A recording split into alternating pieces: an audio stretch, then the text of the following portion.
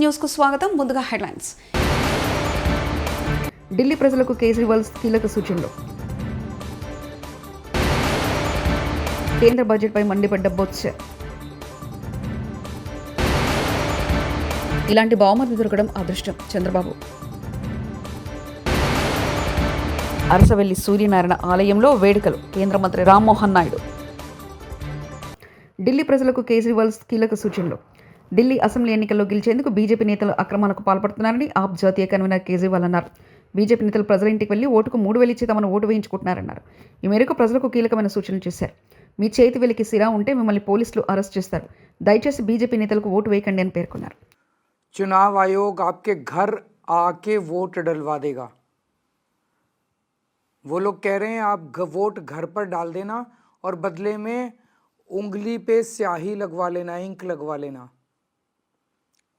ये सुना तो मेरे तो रोंगटे खड़े हो गए, क्योंकि एक बहुत बड़ी साजिश है आपके खिलाफ, बहुत बड़ा षड्यंत्र है आप लोगों को फंसाने का. मैं आपका बड़ा भाई हूँ. यकीन मानो कल रात में सो नहीं पाया. आप सब झुग्गी वाले भोले भाले लोग हो.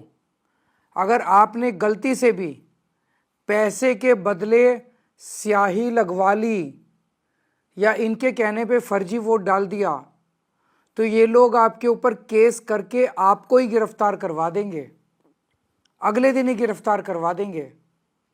इसलिए आपको सचेत करने के लिए मैंने ये वीडियो जारी किया है. अगर आपने गलती से भी इनके बहकावे में आके अपनी उंगली पे स्याही लगवा ली तो आप गिरफ्तार हो सकते हो. अगर अपने बूथ में गए बिना इनसे काली स्याही लगवा ली तो आप फर्जी वोट डालने के जुर्म में गिरफ्तार हो सकते हो. याद रखना, चुनाव से पहली वाली रात को सब जगह झुग्गियों में मीडिया घूम रही होगी, कई सारे कैमरे घूम रहे होंगे. अगर आप पकड़े गए. నెల్లూరు రూరల్ ఎమ్మెల్యే కోటంరెడ్డి శ్రీధర్ రెడ్డితో తనకు విభేదాలు వచ్చినట్లు కొందరు చెప్తున్న దుష్ప్రచారాన్ని మంత్రి నారాయణ ఖండించారు. శ్రీధర్ రెడ్డి ప్రజల నాడి తెలిసిన నాయకుడిని కొనియాడారు. విజయవాడలో 40 కోట్ల పన్ను బకాయిలుంటే నెల్లూరులో 120 కోట్లు ఉన్నాయని వివరించారు. ప్రజలపై ఒత్తిడి లేకుండా వాటిని వసూలు చేయాలని అధికారులకు సూచించినట్లు చెప్పారు. ఇప్పుడు కూడా దాన్ని వయా మీడియంగా ప్రజల నిరుపేదలకు ఇబ్బంది లేకుండా చేయాలా. నేను కమిషనర్ గారితో కూడా చెప్పాను.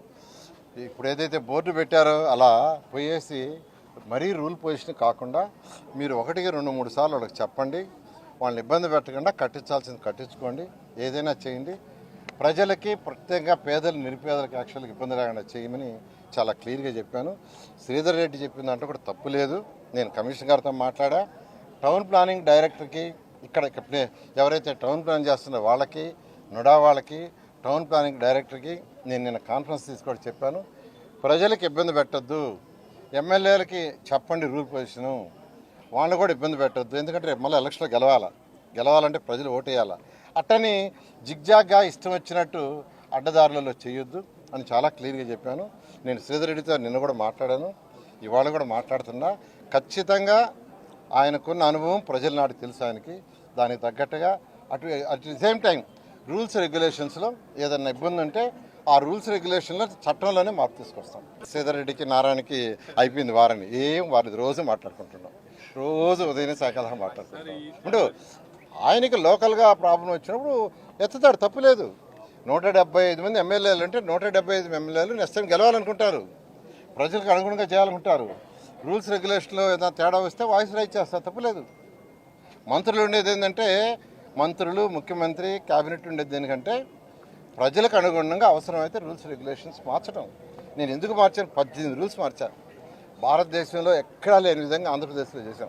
అరసవెల్లి సూర్యనారాయణ స్వామి ఆలయంలో రథసప్తమి ఉత్సవాలను వైభవంగా నిర్వహించేందుకు అన్ని ఏర్పాట్లు చేశామని కేంద్ర మంత్రి రామ్మోహన్ నాయుడు తెలిపారు.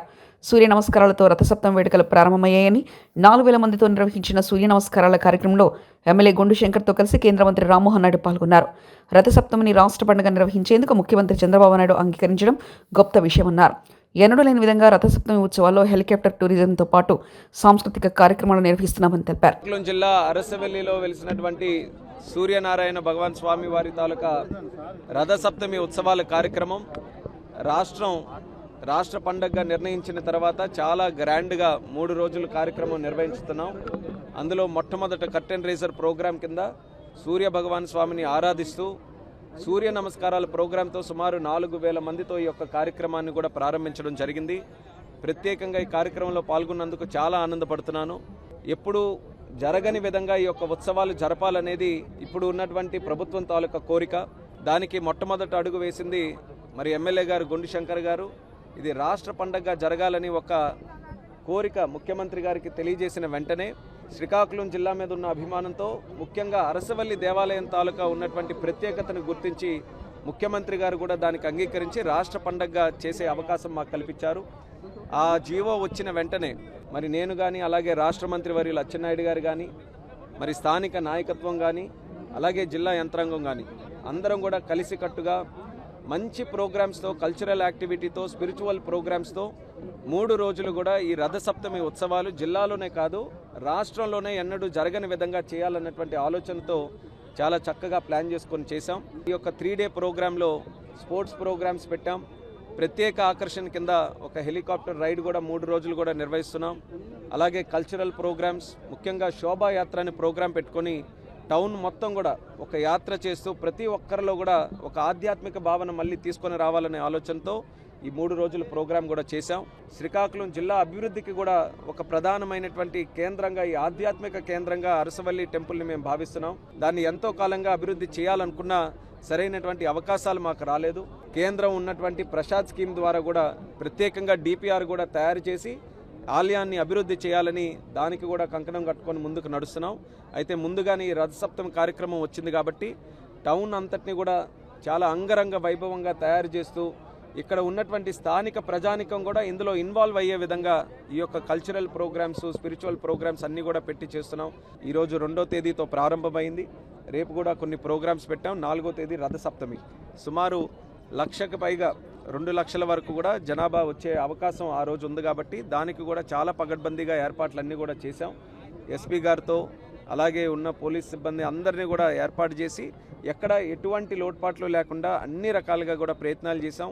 రాష్ట్ర ఎండోమెంట్స్ డిపార్ట్మెంట్ నుంచి కూడా ప్రతి ఒక్కరికి కూడా మేము ఇన్విటేషన్స్ ఇచ్చాం. ఎమ్మెల్యేలు కానీ ఎంపీలు కానీ అందరినీ కూడా పార్టిసిపేట్ చేయమని. మరి అందరూ కూడా ఎంతో ఆసక్తితో చూపిస్తారు, కానీ ఎక్కడ కూడా ఒక పగడ్బందీగా కార్యక్రమం ఇప్పటి వరకు చేయలేదు. కానీ ముఖ్యమంత్రి గారు దీని తాలూకా ప్రత్యేకతని, ప్రతిష్టని తెలుసుకొని ఈసారి రాష్ట్ర పండుగ నిర్ణయించిన తర్వాత రాష్ట్ర స్థాయిలో ఉన్నటువంటి అధికారులని ఇన్వాల్వ్ చేస్తూ అలాగే అందరికీ కూడా ఇన్విటేషన్ ఇస్తూ రాష్ట్రం నుంచి ప్రతి ఒక్కరు కూడా ఇందులో పార్టిసిపేట్ చేసే విధంగా కార్యక్రమాలన్నీ కూడా రూపకల్పన చేశాం. కేంద్రంలో రాష్ట్ర పన్నుల వాటా 57,500 కోట్లు. కేంద్ర బడ్జెట్పై చంద్రబాబుకు సంతోషం వ్యక్తం చేస్తున్నారు, కానీ ఆంధ్ర రాష్ట్రంలో ఎవరికి సంతోషం లేదు. బీహార్ నుంచి 12 సీట్లున్న జేడీయూ రాష్ట్రానికి ఎన్నో తెచ్చుకుందంటూ బొగ్గన రాజేంద్రారెడ్డి మాజీ ఆర్థిక మంత్రి తెలిపారు. చేయడం జరుగుతుంది. అయితే ఇందులో మాత్రము ఒక 2-3 చాలా ఇబ్బందికరమైన విషయాలు ఉన్నాయి. ఇది ముఖ్యంగా ఆంధ్ర రాష్ట్రానికి సంబంధించినవి. ఈరోజు మన ముఖ్యమంత్రి చంద్రబాబు నాయుడు గారు ట్వీట్ చేశారనమాట. I extend my heart felt congratulations to the union government and honourable finance minister for presenting a pro people budget. అంత బాగుంది. మీ సపోర్ట్తో కేంద్ర ప్రభుత్వం ఉంది. ఆంధ్ర రాష్ట్రానికి ఏమొచ్చిందనేది వచ్చినది మీరు చెప్పడం లేదు, రానిది మీరు ఎక్కడ కూడా బాధ వ్యక్తం చేయడం లేదు. ఒక్కసారి మీకు 16 సీట్లు ఉన్నాయి కదా లోక్సభలో, బీహార్కు 12 సీట్లు కదా ఉండేది లోక్సభలో జేడీయూకు. బీహార్కి ఏమేమి వచ్చిందనేది ఒక్కసారి చూద్దాం. ఒక బ్రిడ్జు 26,000 కోట్లు ఓన్లీ ఒక బ్రిడ్జ్కు. మీరు ఈరోజు 15,000 కోట్లు అది కూడా అప్పు తెచ్చుకొని ఆ అప్పును చాలా ఎంతో గొప్ప సాధన అంటున్నారు. ఇది బీహార్లో. అదేవిధంగా పవర్ ప్రాజెక్ట్స్ 2,400 మెగావాట్ల పీర్పైంటి అనే ప్రాంతంలో పవర్ ప్రాజెక్టు ఎంతండి? అది 21,400 కోట్లు. మెడికల్ కాలేజీలు, ఎయిర్పోర్ట్లు, ఇన్ఫ్రాస్ట్రక్చర్. ఇది కాక బీహార్లో ఇంకా శాశ్వతమైన నిర్మాణం పనులు, పర్మనెంట్ మన క్యాపిటల్ ఎక్స్పెండిచర్ కోసము సెంటర్ నుంచి అసిస్టెన్స్. ఎక్కడండి ఇది? ఎక్కడ ఇండస్ట్రియల్ నోడెట్ గాయా, ఎక్కడ మన పట్నా పూర్ణి ఎక్స్ప్రెస్ వే, ఎక్కడ బక్సర్ బగల్పూర్ ఎక్స్ప్రెస్ వే, ఎక్కడ బోధగయ రాజ్గిర్ వైశాలి దర్భంగా స్పర్సు, ఎక్కడ గంగానది మీద 26,000 కోట్లతో బ్రిడ్జు, ఎక్కడ పవర్ ప్రాజెక్ట్ 21,400 కోట్లు, ఎక్కువ మెడికల్ కాలేజీలు, ఎయిర్పోర్ట్లు, ఇవన్నీ కాగా పోయిన సంవత్సరం. ఈ సంవత్సరం చూడండి మళ్ళా మక్కన్న బోర్డు, అదేవిధంగా national institute of food technology, అదేవిధంగా greenfield airport, brownfield airport, Patna airport, అదేవిధంగా మన మిథిలాంచల్ ప్రాంతానికి కెనాలు ఐఐటి పాట్నా. కానీ మీరు మాత్రం ఇక్కడ సంతోషం వ్యక్తం చేస్తున్నారు. మళ్ళీ అంటే ఏ విధంగా మీరు సంతోషపడుతున్నారు, మళ్ళీ ఏ కారణం వల్ల మాకైతే తెలియదు. కానీ మాకైతే ఎవరు ఆంధ్ర రాష్ట్రంలో ఎవరికి ఇది సంతోషంగా అయితే లేదు. ఎందుకంటే 12 సీట్లతో జేడీయూ ఇంత సాధించగలిగితే 16 సీట్లతో మీరెంత సాధించాలి అని ఒక రాష్ట్రంగా మనకు మన సపోర్టుతో, మన రాష్ట్ర ఎంపీ సపోర్ట్తో పైన కేంద్రంలో ప్రభుత్వం ఉన్నప్పుడు మీరు కనీసం ఒక్కటి కాకుంటే ఒక్కటండి వచ్చిన మెడికల్ కాలేజీలా వద్దంట్రీ. కేంద్ర ప్రభుత్వం ప్రవేశపెట్టిన బడ్జెట్లో ఏపీకి నిధులు కేటాయించకపోవడం దురదృష్టకరమని మాజీ మంత్రి వైసీపీ నేత బొత్స సత్యనారాయణ అన్నారు. బీహార్కు కేంద్రం వరల జల్లు కురిపించిందని గుర్తు చేస్తూ రాష్ట్రంలోనూ కూటమి సర్కారే ఉందని 17 మంది ఎంపీలున్నా నిధులు తీసుకురావడంలో విఫలమయ్యారని విమర్శించారు. టీడీపీకి రాజకీయ ప్రయోజనాలు తప్ప రాష్ట్ర ప్రయోజనాలు పట్టవని బడ్జెట్లో తేలిపిందన్నారు. ఈ రాష్ట్రంలో కూటమి ప్రభుత్వంలో ముఖ్యంగా ప్రధానంగా ఉన్న తెలుగుదేశం పార్టీ కానీ ఈ ప్రాధాన్యతలు వేరు, రాష్ట్ర ప్రయోజనాలు ముఖ్యం కాదు, వాళ్ళ రాజకీయ ప్రయోజనాలే ముఖ్యం అనేది ఈ బడ్జెట్లో తేడతెల్లం అవుతుంది. అవతల వారితో కంపేర్ చేసుకున్నప్పుడు జరిగిన నేపథ్యంలో మహాకవి గారి పేరు తప్ప ఇంకోసారి ఇంకో ఇష్యూలో ఎక్కడా కూడా ఈ విషయాన్ని పొందుపరచలే. మర్చిపోయాను, సారీ, ఇంకో దగ్గర కూడా పొందుపరిచారు. అదేంటంటే మనకి జీవనాడైన పోలవరంని 45.72 మీటర్లు ఎత్తున్న దాన్ని 41 మీటర్లకి కుదిస్తూ దానికి నిధులు కేటాయించమని గొప్పగా చెప్పుకున్న నేపథ్యం కూడా జరిగింది. చాలా బాధాకరం ఆ మాటలు వింటుంటే.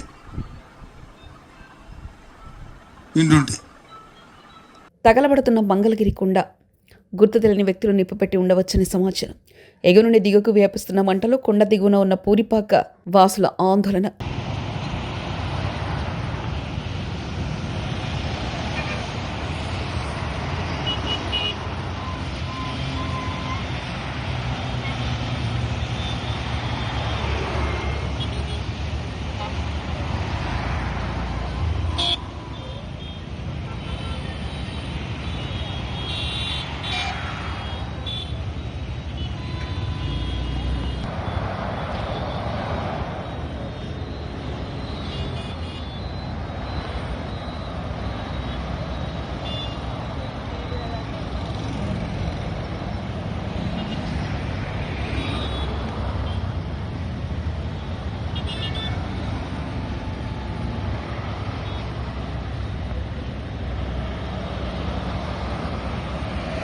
కుంభమేళా వెళ్లే ప్రయాణికులకు రోడ్డు మీద వదిలేసిన private travels bus driver.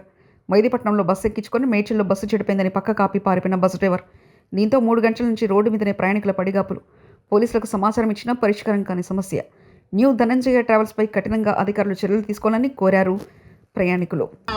Mehdipatnam దగ్గర ఎక్కించినారు అందరినీ. నేను హైదరాబాద్ నుంచే పొద్దున 8కి వెళ్లాల్సిన బస్సు ఇప్పుడు పేమెంట్ ఎంత చేశారు మీరు? 6,300. ఇప్పుడు మిమ్మల్ని టికెట్లు ఎక్కడ వదిలేసారు? ఇప్పుడు మిమ్మల్ని మేదీపట్నంలో ఎక్కినారు బస్సు, ఇక్కడ ఆపినారు.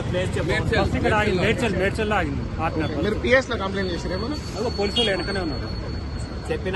7 మందికి స్టాండింగ్, వాళ్ళు సీట్లు లేవు 7 మందికి. ఎన్నికల కోడ్ అమల్లో వచ్చి 5 రోజులవుతున్నా కాంగ్రెస్ పార్టీ హోర్డింగ్లు తొలగించిన అధికారులు. మంచిర్యాల జిల్లా కేంద్రంలోని ఐబీ చౌరస్తాల్లో సున్నమ్మట్టి వాడలో దర్శనమిచ్చిన కాంగ్రెస్ పార్టీ హోర్డింగ్లు ఎన్నికల కోడ్ కాంగ్రెస్ పార్టీకి వర్తించదంటూ అధికారులపై మండిపడుతున్న స్థానికులు. నటుడు నందమూరి బాలకృష్ణకు పద్మభూషణ్ అవార్డు వచ్చిన నేపథ్యంలో ఆయన సోదరి నారా భువనేశ్వరి ప్రత్యేక కార్యక్రమాన్ని నిర్వహించారు. ఇందులో సీఎం చంద్రబాబు పాల్గొని మాట్లాడారు. 50 ఏళ్లుగా ఎవర్ గ్రీన్ హీరోగా రాణిస్తున్నారని, ఆయనలో గొప్ప మానవతావాది ఉందని చెప్పారు. ముచ్చటగా 3వ ఎమ్మెల్యే అయ్యారు. ఎంత ఎమోషనల్గా ఉంటాడో అంత మంచి మనిషి. నాకు ఒక అద్భుతమైన బావమర్ది దొరకడం నా అదృష్టంగా భావిస్తున్నానని చంద్రబాబు అన్నారు. పొలిటికల్ మీటింగ్కు అడ్డాగా Telangana police command control centre. Karimnagar, Nizamabad, Adilabad Congress MLC అభ్యర్థితో సమావేశం. ఢిల్లీ ప్రజలకు కేజ్రీవాల్ కీలక సూచనలు. కేంద్ర బడ్జెట్పై మండిపడ్డ బొత్స. ఇలాంటి బహుమతి దొరకడం అదృష్టం చంద్రబాబు. అరసవెల్లి సూర్యనారాయణ ఆలయంలో వేడుకలు. కేంద్ర మంత్రి రామ్మోహన్ నాయుడు. ఇవి బులెటిన్ విశేషాలు.